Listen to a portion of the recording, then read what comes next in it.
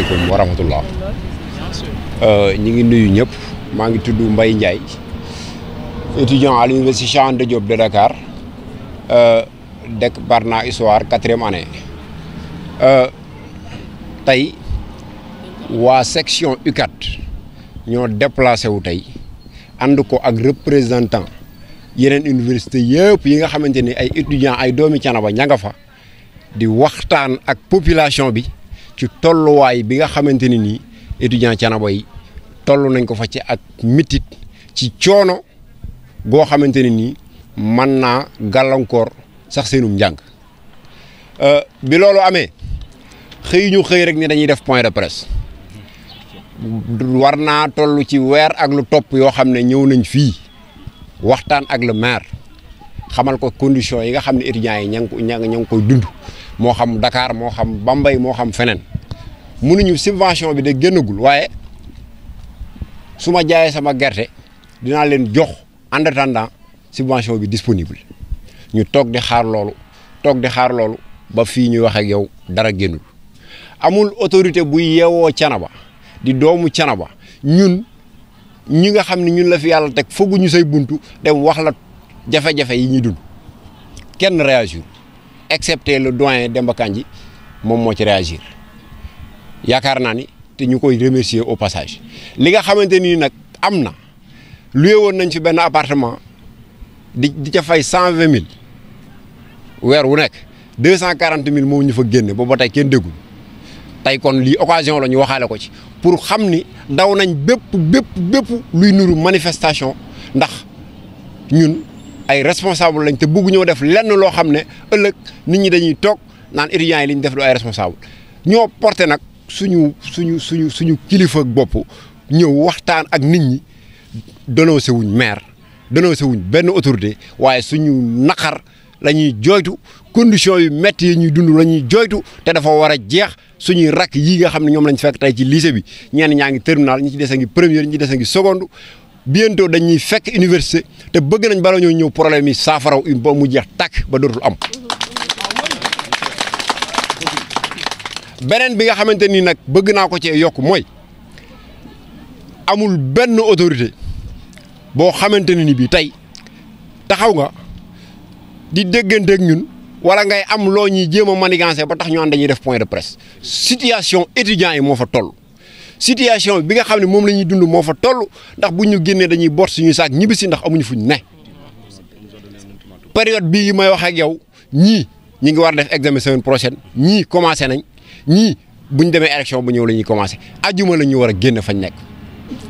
buñ leen génnee ajuma ñi war a def examen ñi war a préparer examen fan lañ jëm kon yoon la am nañ sañ-sañ ñëw wax suñu naxar par rapport ak li nga xamante ne nii municipalité bi warloo nañ ko moom maire dem na ba ni dina dugal 1 million ci subvention bi en attendant subvention bi génn 1 million yi ñu ngi koy xaar ba tey jotuñ ci bañ ko mujjee woo lim ñu xamal mooy ay élection la tal waaye ñun fàttewuñ suñ bopp ñun tal nañ suñ bopp ndax bés dina ñëw incha rabbi lii nga xam ne moom lañ yor muy nekk ay étudiant ñun daanaka jeexal nañ ba pare suñuy rak surtout ñu nekk ay élèves fii ñoo tax ñuy sonn ak ñi nga xam ne ay nouveau bachelier lañ di soog a ñëw di wax nag alerté nañ bépp autorité boo xamante ne nii yaa ngi Thiénaba ak li ko wër di dégg suñu message ni étudiants yi kat l'arrivée du président Macky Sall suñu aajo buñ ko fajul dinañu dégg loolu nañ ko garanti nit waaw yaakaar naa su fekkee ne amul lenn lu ma fàtte lii moo nekkoon version français bi moo waroon koo traduire en wolof d'une manière boo xamante ni c'est très responsable toog waxtaan ak yéen xamal leen ne autorités yi dañ ñoo war a gëstu te buñ ñu gëstuwul dinañu réagir. lu tax ngeen xaar ba moment période campagne bi ngeen doog a réagir. période campagne bi li tax ñu xaar ba période campagne bi ñuy réagir mooy wax naa ko sànq sama njëlbeen wax daal ni lu tolloog weer ak genn wàll ñu ngi ci ay démarches fu ne ñu dugg fa pour di bañ mbir mi am coïncidence bi nag mooy lan. coïncidence bi nag mooy période campagne lañ nekk période électorale lañ nekk situation bi toll foo xam ne semaine prochaine la ñu war a génne kon ça n'a rien à voir amul benn rapport. bu fekkee ni fii may wax ak yow appartement boobu génn nañu fa bu yàgg te ngeen dégguñu fi mu nekk nii ay chambre lañ am ci biir université ba jigéen ñi am ci benn góor ñi am ci benn jigéen ñi bañ am Amadou wax na ko sànq juróom-ñett nit la war a jël fii may wax ak yow nii ñaar fukki nit a nga fa wala lu ko ëpp jigéen ñi bañ nekk juróom-ñett la war a jël fii may wax ak yow nii fukk ak juróom a nga fa te xam nga ni ñun góor ñi sax liñ man di tëdd ci ay couloir jigéen mënu ko kon condition yooyu ñun buñ nee ay doomi Thiénaba lañ di sàmmonte ak loolu nga xam ni suñu nature la ñu xam ni nitu Thiénaba dafa am ay valeurs yoo xam ne fu mu dem da ko foora yóbbu loolu tax ñu sàmmante ak moom bay bañ a def lenn luy nuroog ñaawteef ñu naan doomu Thiénaba ko def ah koppar bi nga xam ne maire bi war nañu ko génneel 2 millions 500 la ba tey jotaguñ ko ne waxoon na dina ci dugal 1 million ba tey dugal ko ci fii may wax ak yow ajjuma biir ñëw la ñu war a génn buñ ñu génnee amuñu fuñ jëm lii mooy situation bi. Amadou Seck, coordinateur des élèves étudiants de la commune de Thiénaba,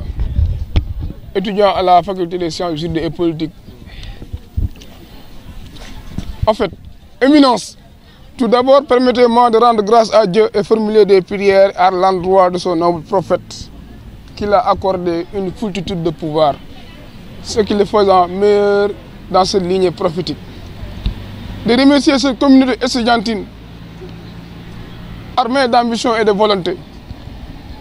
qui, malgré surcharge et difficultés pédagogiques, préfère honorer ce rendez-vous, qui va sûrement marquer l'histoire de la vie étudiante de Thiénaba et qui va constituer une panacée définitive dans l'amélioration des conditions de vie des étudiants de la commune de Thiénaba. Elles sont toutes présentes. Je veux citer l'université Gaston Berger de Saint-Louis, l'université Cheikh Anta Diop de Dakar, l'université Cheikh Ibrahima Niass de Kaolack, l'université Assane Seck de Ziguinchor, les étudiants de l'université de Thiès, les étudiants de l'université virtuelle du Sénégal, ainsi que nos amis frères du privé. Cette présence inhabituelle en cette période de révision et d'examen, dans cette ère géographique qui représente beaucoup en nous, témoigne de désolation et tristesse, orchestrée par des conditions de vie très déplorables dans les universités, dont celle du logement reste inéluctable comme dénonciation. Celle-ci peut être illustrée par l'entachement dans une chambre universitaire à 20, alors que dans les règles normales, elle devait prendre 8. Malgré ces conditions de vie que je venais de citer, qui ne devaient avoir comme cible l'étudiant de Thiénaba, qui, si vous comprenez bien, l'étudiant de Thiénaba n'a jamais été auteur d'un acte ou d'un comportement aux antipodes de la loi, ou bien une trahison à nos bonnes valeurs qui restent le fondement de notre localité. Donc, alerte cela faite aux autorités administratives, politiques, religieuses, ainsi que cette élite intellectuelle, pour une réaction d'ici une semaine. Immédiat. Je peux dire même immédiat, car notre bailleur nous a donné comme date butoir cette semaine pour sortir des lieux, coïncidant avec ce vendredi prochain. Vous, les autorités politiques, nous les étudiants ont décidé de manifestation, ont décidé autant pour moi de manifester notre désagrément à chaque venue de candidat dans la commune de Thiénaba. Et aussi l'étudiant de Thiénaba, dans sa globalité, c'est-à-dire cette structure qui regroupe l'ensemble des étudiants de la commune de Thiénaba, compte, pour ne pas dire saboter, mais manifester le désagrément à l'arrivée prochaine du président sortant, M. Macky Sall, autre que les autres candidats qui vont venir pour briguer le suffrage de la communauté de Thiénaba dans les prochaines échéances électorales. Je vous remercie.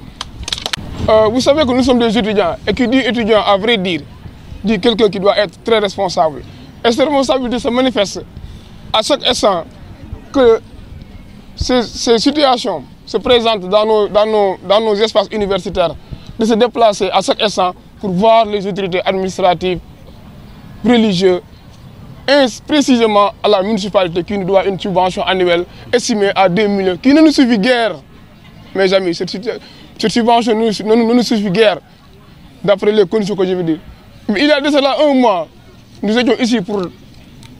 parler au moins de manière très responsable, en considérant notre localité qui n'a jamais été victime d'un comportement aux antipodes de la loi, pour réclamer ce dû que la municipalité nous doit. Donc, à cette question, je peux vous répondre qu'on a été très responsable en venant ici parler sérieusement avec le premier magistrat de la commune de Thiénaba, M. Talla Diagne, pour que cette subvention soit disponible avant que cette situation qu'on est en train de vivre ne soit produite. La municipalité vous doit combien? De manière annuelle, et on dit, chaque année, la municipalité nous doit une subvention qui, d'après ses dires, que cette subvention est votée par les conseils, par tous les conseils, avant d'être validée et insérée dans le budget communal.